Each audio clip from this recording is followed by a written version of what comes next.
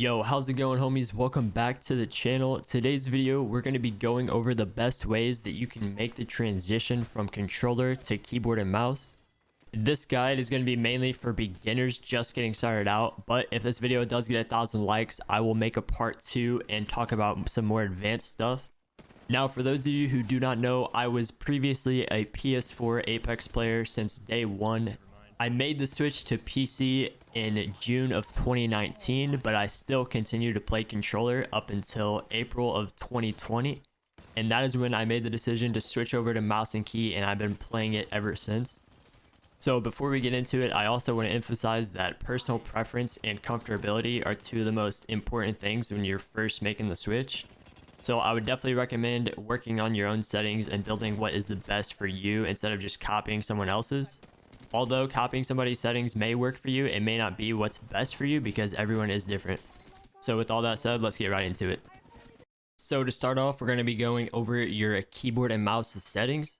Starting off with mouse sensitivity. This is mainly personal preference. You're basically just changing what part of your hand or your arm you're using to aim. But for a beginner, I would definitely recommend starting out on a lower sensitivity. Main reason is because it's going to be a lot easier for you to control. And I think personally, you're going to develop a better mouse control when you have to actually use more of your mouse pad and more of your arm to actually aim. Also, your mouse sensitivity is going to be drastically different based off of what DPI setting you have on your mouse. The biggest difference that your DPI setting is going to have in game is basically just how fast your cursor moves around while you're in death boxes and in the menu. Most professional players play either 400 or 800 DPI, so that's what I would recommend starting out at. Also, you cannot change your DPI settings from within Apex Legends, so make sure you research your mouse to figure out how to change your DPI settings. Most mouse companies actually have programs you can download to your PC to change all that, so definitely look for something like that. The last mouse setting we're going to be going over is actually within Windows. You want to go down to the search bar and type in mouse settings. Go to additional mouse options. Once you're here, go to pointer options and make sure enhanced pointer precision is turned off. Make sure that is not checked. Now, once you change that, just hit apply, OK, and exit out. Basically, enhanced pointer precision is mouse acceleration. So when you're whipping your mouse around, it's going to be inconsistent every time, and you definitely do not want that. Some people actually play with that on, but I definitely would not recommend it. Now, these are the sensitivities that I would recommend you start out at. But once again, it all is just personal preference. But I want to throw this out here for people who have no idea where to start. Next thing we're going to get into is keybinds. Now, these are all just personal preference. I know it looks like it's a lot going on, but I would recommend just starting out with the default binds and adjusting them as you need to. I spent my first 2 weeks on mouse and keyboard just messing with my keybinds, literally changing them up all the time until I found something that was good for me. And I literally have not touched my keybinds since the second week. So it's really about just finding something you're comfortable with and grinding it out. The one keybind I would definitely recommend you use is your mouse scroll wheel on jump. This allows you to b-hop at ease and also do the zipline launch that you see a lot of the top players doing. And this is what that looks like.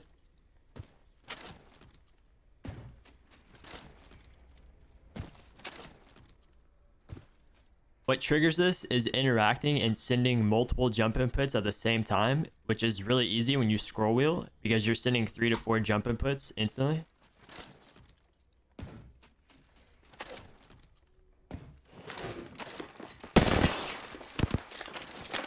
Rings not that far.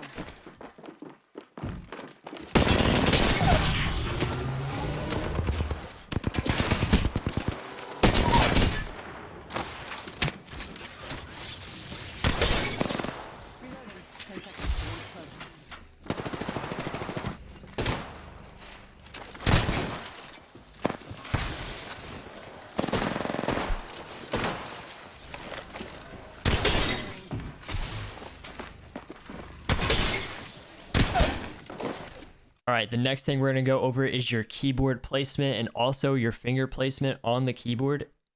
Now, what I first did when I first switched is I found a comfortable spot for my arm to rest on my desk. Wherever that may be, once you find it, just take the keyboard and lay it right there. Just like that, simple as that. You'll see a lot of people with their like keyboard literally like straight up and down or like actually straight. And it all comes down to just comfortability and whatever's the most comfortable for you. All right, the next thing is your finger placement on the keyboard.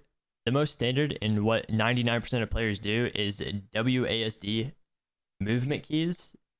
So your middle finger is going to go on W, your pointer on D, and your ring finger on A. And you're going to use your middle finger for both forward and backward, which is W and S. And the way I have my keybind set up is I use my entire bottom row here with my thumb, and also have my thumb resting on spacebar. And I don't go past T and F with my pointer finger. If you got really long fingers and you want to use more of your keyboard, go for it, but that's about as far as I'll go. Your pinky should usually just stay on shift and control. I don't use anything else. And also, my ring finger never leaves W. It literally only presses W and S and rests there the entire time, no matter what other buttons I'm pressing.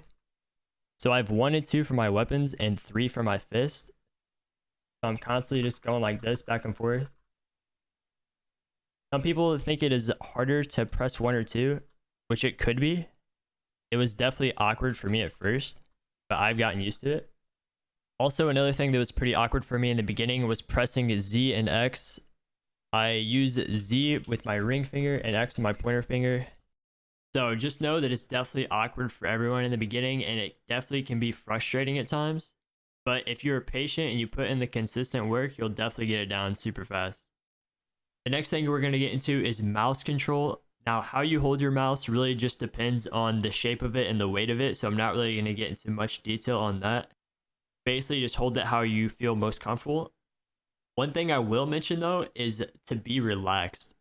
One thing in the beginning that I struggled with is I gripped my mouse too hard and I was flexing almost my entire arm in intense situations, and that really hurt my reaction time, because when you're relaxed and you're smooth, your aim is going to be a lot better.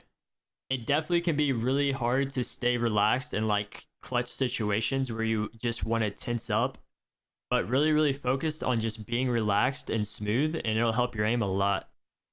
All right, the next thing I want to go over is your mouse positioning on your desk. You should really just have a center point where you feel most comfortable and work from there, but always focus on recentering back to that point. You don't want to be drifting off over here and just keep aiming, because eventually you're just going to run out of mouse space. You just want to consistently go right back to that center point.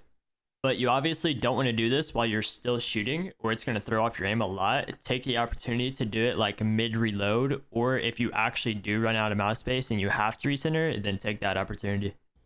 Now, the next thing I want to go over is having your mouse and keyboard completely synchronized while aiming. And what I mean by that is when you strafe left or right, to have your mouse instantly react to that movement on your keyboard.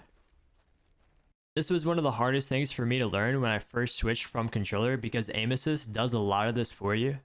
On controller, when you strafe left or right while aiming, your aim will actually pull back towards the enemy like this. So it's a lot tougher on mouse and keyboard to get that synchronized. And I think the best way to practice this is to go to the firing range and aim at one of these targets and just strafe back and forth. But don't just do the same strafes, switch it up. Short strafes, long strafes. The goal of this is to get your mouse and keyboard synchronized so that your mouse is instantly reacting to what your keyboard is doing. Alright, that is going to be the end of this video. I appreciate y'all watching. If you guys do want a part 2, let me know down in the comments, where I'll go more in depth about some aim trainers that I've used and also some more advanced in-game mechanics. So I hope this video helped you out, and I'll see you all in the next one. Peace out.